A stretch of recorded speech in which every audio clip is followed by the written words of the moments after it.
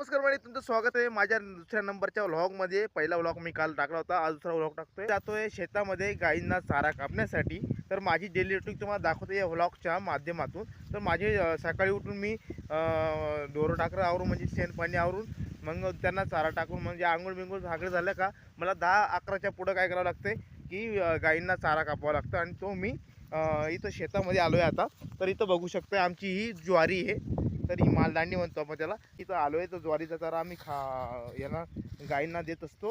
तर इथं मी विळा टाकलेला आहे, विळा घेऊया आपण आणि ती आता गायींना चारा कापू या. मी अगोदर इथं कापलेला काही चारा, तर आता थोडा चारा आता हा आपण विळा घेतला आहे. आणि आता हे जे मालदांडीची झाड दिसते तुम्हाला, जे हे दिसत आहे ते आपण आता कापणार आहोत. या प्रकारे असं कापावं लागते.